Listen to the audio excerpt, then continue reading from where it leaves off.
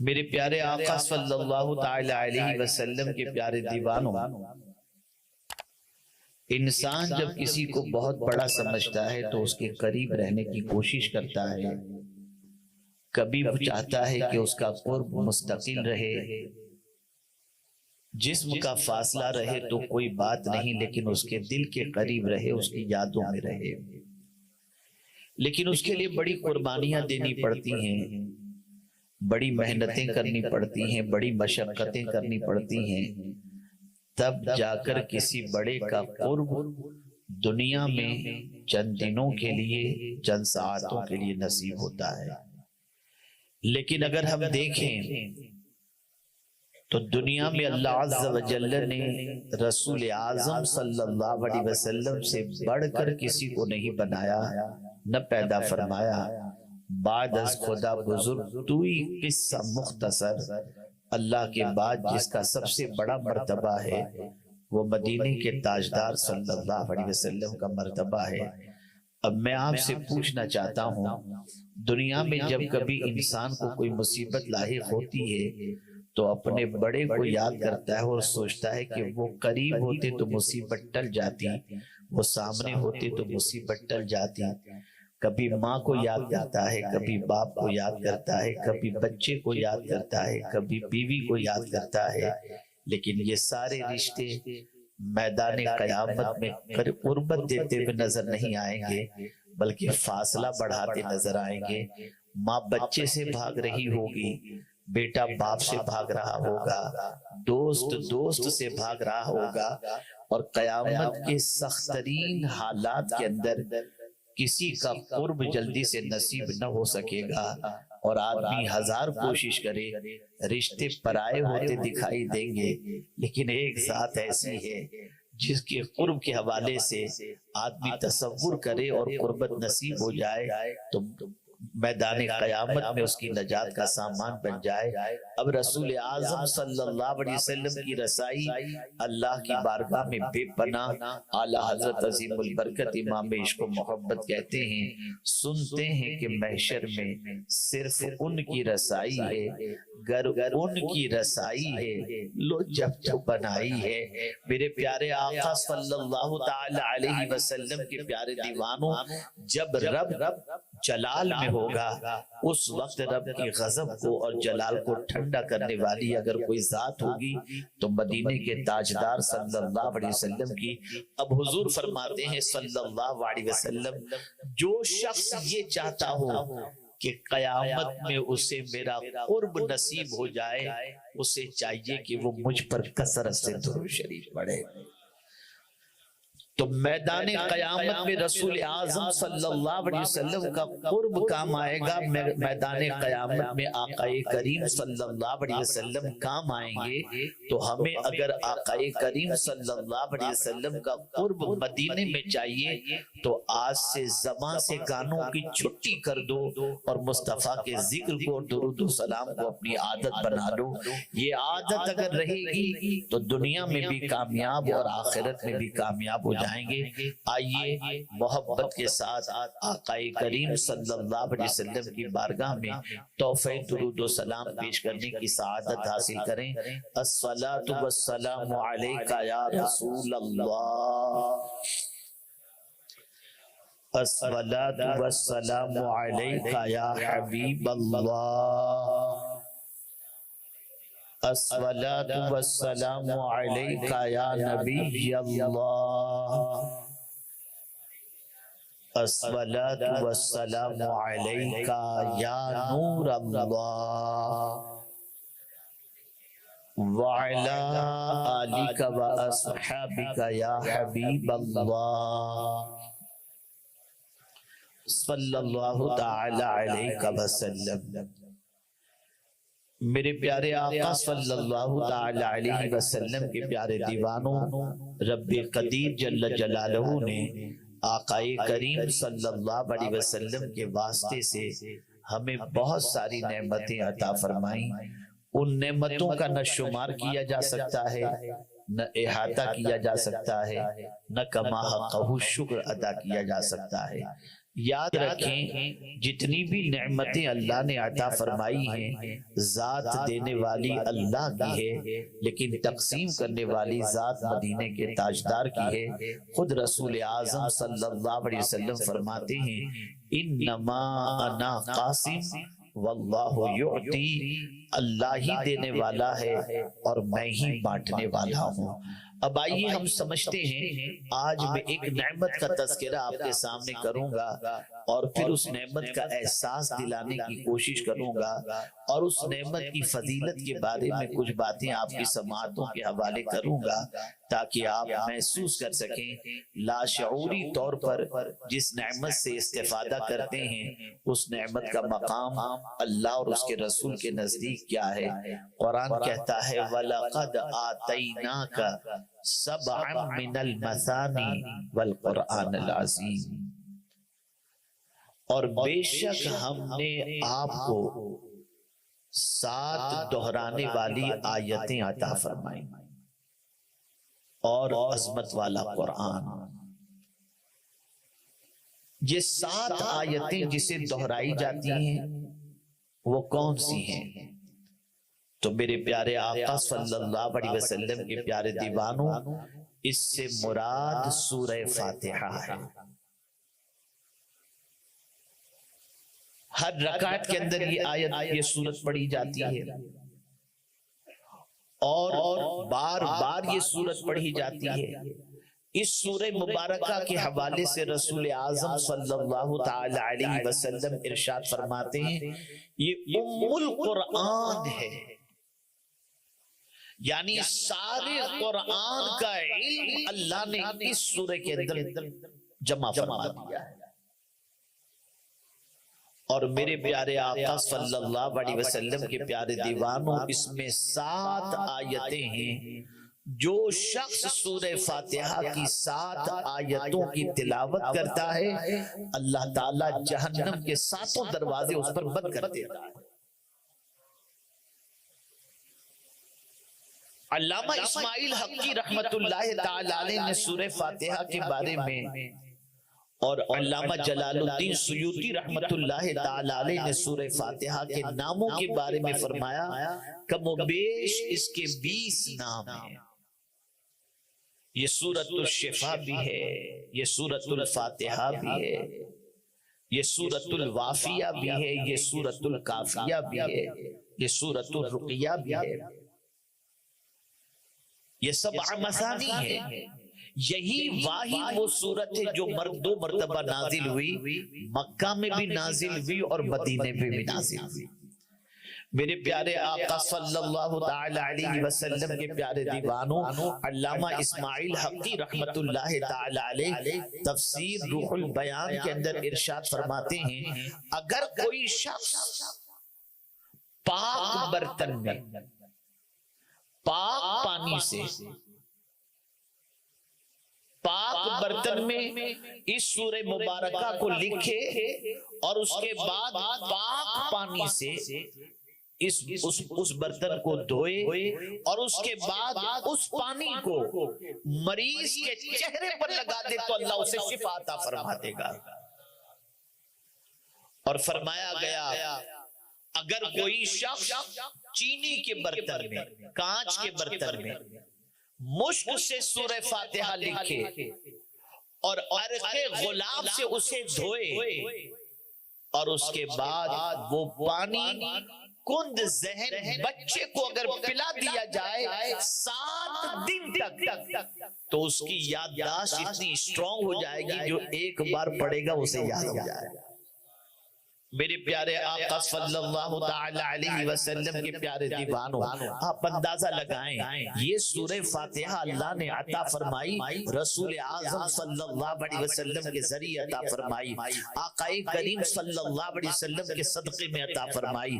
میرے پیارے آقا صلی اللہ تعالی علیہ وسلم کے پیارے دیوانوں، سلسلے چشتیہ کے اندر اور تقریباً مشائخ کے یہاں بیماروں کے علاج کے لیے سورہ فاتحہ کو بہت عظیم عظیم کہا گیا ہے اور اس کے ذریعے علاج کے مختلف طریقے بتائے گئے ہیں۔ آئیے میں سورہ فاتحہ کی فضیلت کے حوالے سے کچھ عرض کرنے کی بجائے میں آج اس کی پہلی آیت کے بارے میں کچھ باتیں سمجھانا چاہتا ہوں تاکہ تعلق باللہ مضبوط ہو جائے، اللہ سے رشتہ مضبوط ہو جائے، اللہ کی محبت دل میں پیدا ہو جائے۔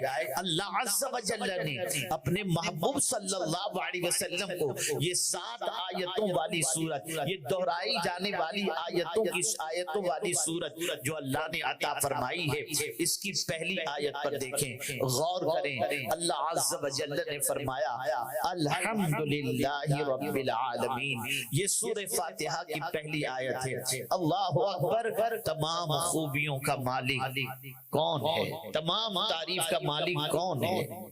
اللہ عز و جل، جو سارے جہاں کا مالک ہے۔ تمام تعریفیں اس اللہ کے لیے، اس رب کے لیے جو سارے جہاں کا مالک ہے۔ میرے پیارے آقا صلی اللہ تعالی علیہ وسلم کے پیارے دیوانوں، آقا کریم صلی اللہ علیہ وسلم ارشاد فرماتے ہیں افضل الذکر لا الہ الا اللہ وافضل الدعاء الحمدللہ۔ آقا کریم صلی اللہ علیہ وسلم فرماتے ہیں سب سے افضل ذکر لا الہ الا اللہ ہے اور سب سے افضل دعا الحمدللہ۔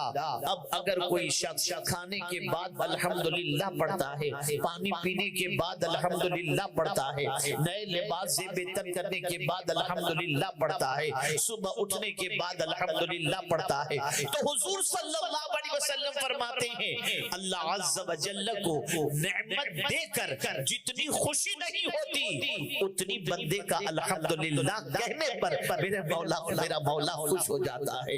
میرے مولا کے نزدیک بندے کا الحمدللہ کہنا یہ بہت محبوب ہے، بہت پسندیدہ ہے۔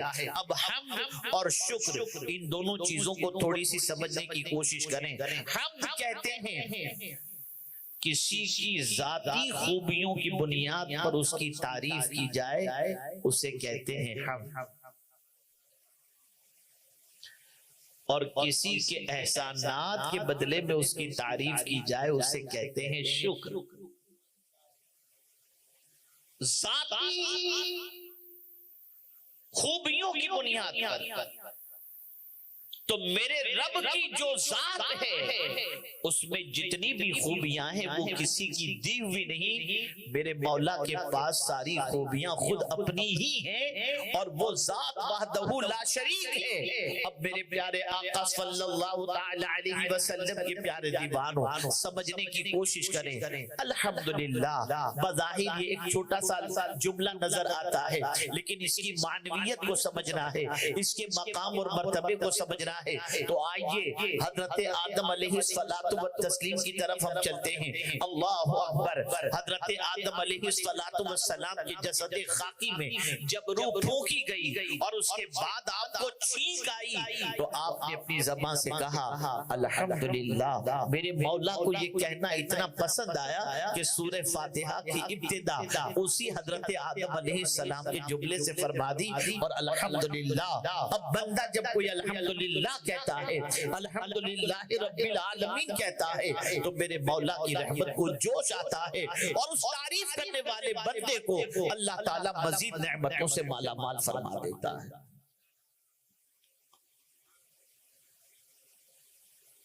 الحمدللہ یہاں تک فرمایا گیا کسی نعمت کے ملنے پر اگر کوئی بندہ ایک بار الحمدللہ کہے اسے ثواب ملتا ہے، 2 بار کہے تو ثواب ملتا ہے، اور تیسری بار اسی ایک نعمت کے ملنے پر الحمدللہ کہے تو اللہ اس کے گناہوں کو معاف فرما دیتا ہے۔ یہ ہے الحمدللہ۔ یہ کس کے صدقے میں یہ صورت ملی؟ حضور کے صدقے میں، سرکار صلی اللہ علیہ وسلم کے صدقے میں۔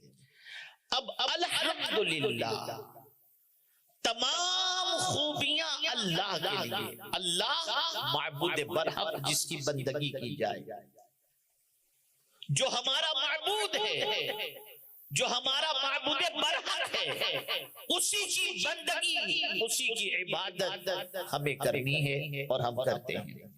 لیکن وہ معبود ہے، اس کی دلیل کیا ہے؟ اسی کو قرآن نے کھولا، الحمدللہ رب العالمین، سارے جہان کا پالنے والا۔ تو جو سارے جہان کا پالنے والا ہے وہ وہی ہے جس کی عبادت کی جائے، وہی معبود برحق ہے۔ رب کہتے ہیں پالنے والے کو۔ رب کا معنی ہوتا ہے مالک، رب کی معنی ہوتا ہے سید، رب کے معنی ہوتا ہے حاکم، رب کے معنی ہوتا ہے، تمام مفسرین نے رب کا معنی پالنے والا، پرورش کرنے والا فرمایا۔ اور میرے پیارے آقا صلی اللہ علیہ وسلم کے پیارے دیوانوں، مفسرین نے یہاں تک بھی فرمایا بتدریج کسی کو کمال تک پہنچانا وہ رب ہوتا ہے، اس کو رب کہتے ہیں۔ بتدریج کسی کو کمال تک پہنچا دیا۔ تو اب آپ دیکھیں، پہلے ایک چھوٹا سا بچہ ہوتا ہے، پھر وہ چلنے لگتا ہے، پھر تھوڑا سا بڑا ہوتا ہے، پھر تھوڑا سا بڑا ہوتا ہے، پھر تھوڑا سا بڑا ہوتا ہے، پھر نوجوان ہوتا ہے، پھر بڑا ہوتا ہے، بڑھاپے کی دہلیز تک پہنچتا ہے۔ تو یہ بتدریج کمال تک اگر کسی کو کوئی پہنچا رہا ہے تو وہ میرا رب ہے، وہ پالنے والا ہے۔ میرے پیارے آقا صلی اللہ علیہ وسلم کے پیارے دیوانوں، وہ کسی ایک کو نہیں پالتا، سارے عالم کا پالنے والا ہے۔ پتھر کو پالنے والا اللہ، درخت کو پالنے والا اللہ، پہاڑ کو پالنے والا اللہ، زمین کو پالنے والا اللہ، پھل فروٹ کو پالنے، اس کے درخت کو پالنے والا اللہ، انسان کو پالنے والا اللہ، سب کو پالنے والا اللہ ہے۔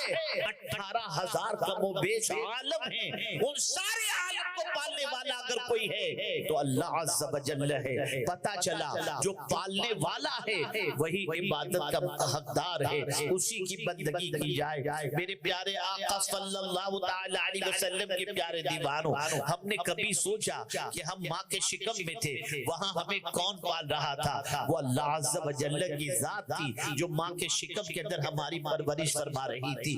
آج ہمیں کون پال رہا ہے؟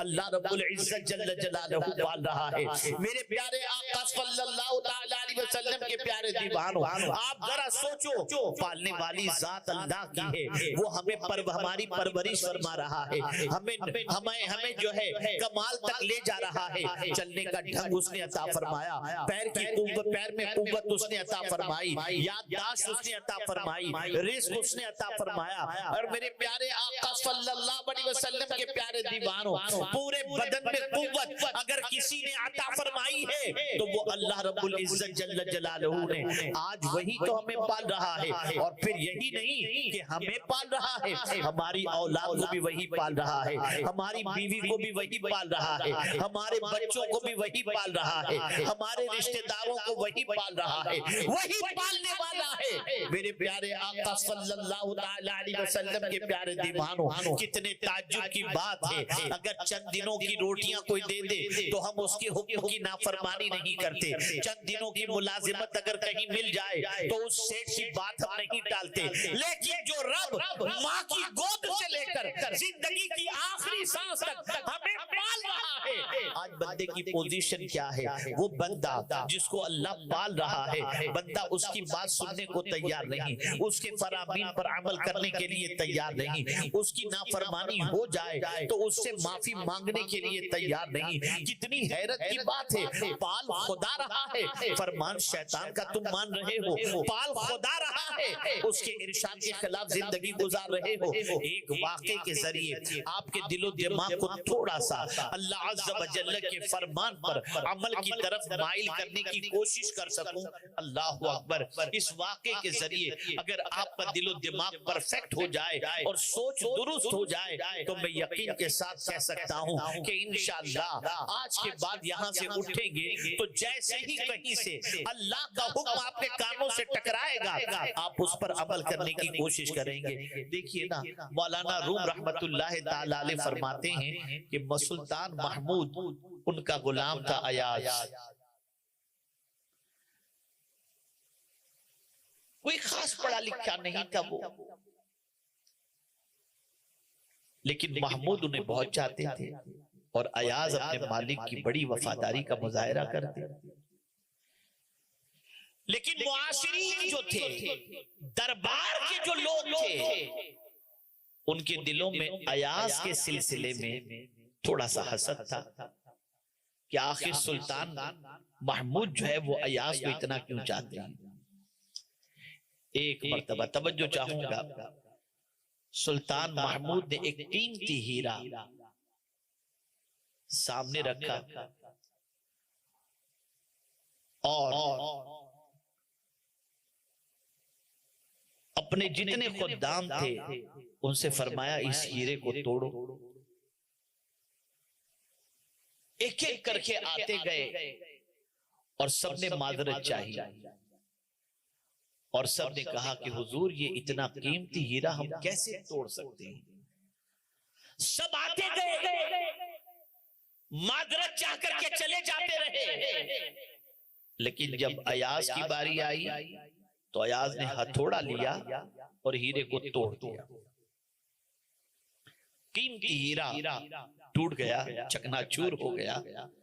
تو جو لوگ ایاز کے سلسلے میں دل میں حسد رکھتے تھے، ان کے دل میں خیال پیدا ہوا اب تو ایاز بادشاہ کی نظر سے گر جائے گا، اور اس نے اپنی جہالت کا پورا ثبوت دے دیا ہیرے کو توڑ کر کہ یہ کتنا بڑا بے وقوف ہے، اب بادشاہ اپنے دربار سے نکال دے گا۔ جب سلطان نے دیکھا کہ ایاز نے قیمتی ہیرے کو توڑ دیا ہے تو بلایا ایاز کو، ایاز سب نے تو معذرت چالی، تم نے ہیرا کیوں توڑا؟ توجہ چاہوں گا، مولانا روم نے بڑی پیاری بات فرمائی۔ ایاز نے کہا حضور ایک طرف ہیرے کا ٹوٹنا تھا اور ایک طرف آپ کے حکم کا ٹوٹنا تھا، میرے دل میں خیال پیدا ہوا میں کسے توڑوں، ہیرے کو توڑوں یا آپ کے حکم کو توڑوں؟ تو میری محبت نے مجھے کہا کہ نہیں، ہیرا ٹوٹ جائے تو کوئی بات نہیں، مالک کا حکم نہیں ٹوٹنا چاہیے۔ تو میں نے اس وجہ سے ہیرے کو توڑ دیا۔ اسی وقت سارے جتنے حاسدین تھے ان کی آنکھیں کھلی کی کھلی رہ گئی اور بادشاہ نے انعام و اکرام سے نوازا۔ مولانا روم رحمت اللہ تعالی علیہ فرماتے ہیں آپ ذرا سوچو، چند دنوں کی زندگی کی خدمت اور اس کا صلہ دینے والے سلطان محمود کے ایک حکم کو ایاز توڑنے کے لیے تیار نہیں، اور جو مولا تمہیں پال رہا ہے تم اس کے کتنے حکم توڑ رہے ہو؟ آپ ذرا سوچو، نماز ہی کو لے لیجئے، ایک بار اللہ قرآن میں کہہ دے اقیم الصلاۃ کافی، لیکن میرے کریم نے 300 مقامات پر کم و بیش نماز کا حکم دیا۔ صبح ہوتے ہی نماز کا حکم ٹوٹ رہا ہے، اللہ کی نافرمانی ہو رہی ہے، پالنے والے کی فکر ختم، رب العزت جل جلالہ کے احکام کی پرواہ کرنے کی کوئی فکر نہیں، کوئی پرواہ نہیں کی جا رہی۔ صبح و شام اللہ کا حکم توڑا جا رہا ہے، صبح و شام اللہ کی نافرمانی کی جا رہی ہے۔ یہ خیال دل سے نکل گیا کہ ہم اللہ کا حکم اگر توڑیں گے تو اللہ کتنا ناراض ہوگا۔ مجھے بتاؤ، ماں باپ بھی پالتے ہیں، ماں باپ کو ناراض کرنے والے کے حوالے سے رسول اعظم صلی اللہ علیہ وسلم نے فرمایا باپ کی خوشی میں اللہ کی خوشی ہے، اور ماں جنت کے ماں کے قدموں کے نیچے اللہ نے جنت رکھ دی ہے۔ میں آپ سے پوچھنا چاہتا ہوں، ماں باپ کے ساتھ اچھے سلوک کا حکم، ماں باپ کا احترام کرنے کا حکم، ماں باپ کی نافرمانی سے بچنے کا حکم، اور ماں باپ کے احسان اور ماں باپ سے حسن سلوک کا حکم، اور ماں باپ کی خوشی کے اندر اللہ کی خوشی کے حوالے سے ارشادات موجود۔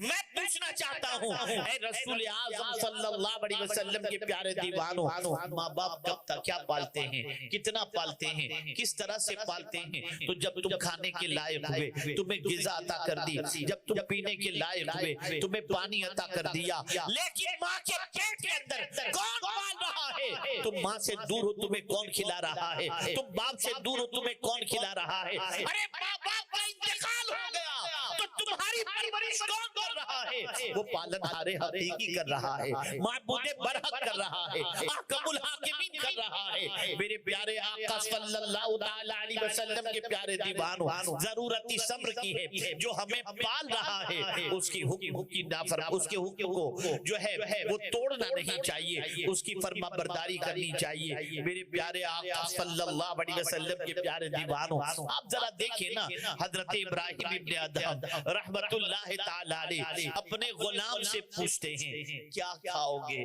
غلام جواب میں عرض کرتا ہے جو آپ کھلا دیں۔ آقا پوچھتے ہیں، حضرت ابراہیم ابن ادہم پوچھتے ہیں کیا پیو گے؟ کہا آقا جو آپ پلا دیں۔ حضرت ابراہیم ابن ادہم اپنے غلام سے پوچھتے ہیں کیا پہنو گے؟ آقا جو آپ پہنا دیں۔ مولانا روم رحمت اللہ تعالی علیہ فرماتے ہیں ایک غلام اپنے آقا کے حوالے سے اس طریقے سے خیال رکھتا ہے کہ اپنی مرضی کو اپنے آقا کی مرضی پر قربان کرتے ہوئے کہتا ہے جو آپ کھلاؤ گے وہ کھائیں گے، جو آپ پلاؤ گے وہ پیئیں گے، جو آپ پہناؤ گے وہ پہنیں گے۔ لیکن اے مسلمان، تعجب کی بات ہے، اللہ عز و جل کی خوشی کا تجھے خیال نہیں، اللہ کی رضا کا تجھے خیال نہیں۔ اللہ فرماتا ہے نگاہیں نیچی رکھ، تو نگاہوں کو آوارہ کر رہا ہے۔ اللہ کہہ رہا ہے زمین پر اکڑ کے مت چل، وَلَا تَمْشِ فِي الْأَرْضِ مَرَحًا، تو زمین پر اکڑ کے چل رہا ہے۔ اللہ فرماتا ہے وَاجْتَنِبُوا قَوْلَ الزُّورِ، جھوٹ سے پرہیز کر، تو جھوٹ بولتا نظر آتا ہے۔ اللہ ارشاد فرماتا ہے، اللہ اکبر، پروردگار ارشاد فرماتا ہے چھوٹی پست آواز رکھ، ان الذین یغضون اصواتهم۔ اسی طریقے سے پروردگار ارشاد فرماتا ہے ان انکر الاصوات لصوت الحمیر۔ آپ اندازہ لگائیں، قرآن کہتا ہے وَقُلْ لِعِبَادِي يَقُولُ الَّتِي هِيَ أَحْسَنُ، قرآن کہتا ہے وَقُولُ لِلنَّاسِ حُسْنًا، قرآن کہتا ہے یا ایھا الذین آمنوا لا یسخر قوم من قوم۔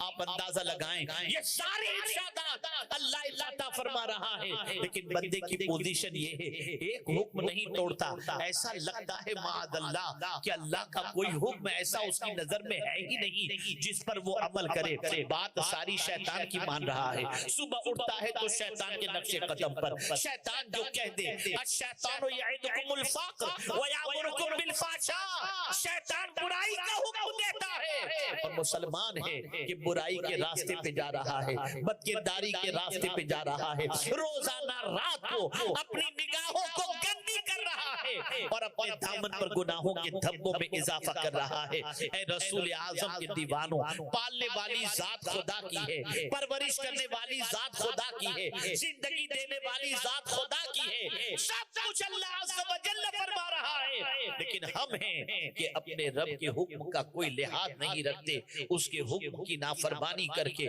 اپنی دنیا اور آخرت دونوں تباہ و برباد کرتے نظر آ رہے ہیں۔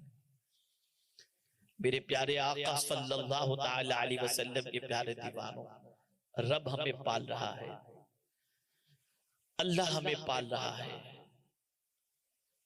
سب کو پال رہا ہے۔ جب ہمیں وہ پال رہا ہے تو ہماری ذمہ داری بن جاتی ہے کہ اس کی نافرمانی نہ کریں، اس کے ارشاد کے خلاف عمل نہ کریں۔ جتنی بھی مخلوق ہے، ساری مخلوق کو پالنے والی ذات اللہ کی ہے، لیکن کوئی مخلوق ایسی نہیں جو اللہ کی نافرمانی کرتی۔ میں ایک مثال کے ذریعے سمجھاؤں، سورج کو بھی پالنے والا اللہ، ہر شے کا پیدا کرنے والا اللہ، اللہ خالق کل شے۔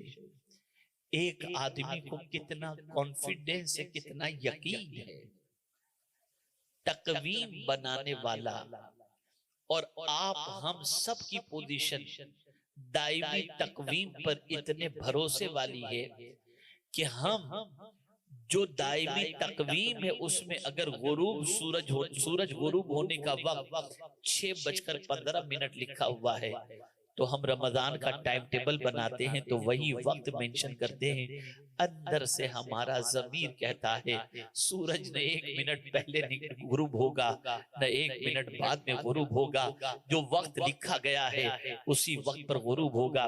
ہم اپنے روزے کی افطار اسی وقت کرتے ہیں، ہمارا ضمیر کہتا ہے سورج اللہ کی نافرمانی نہیں کرے گا۔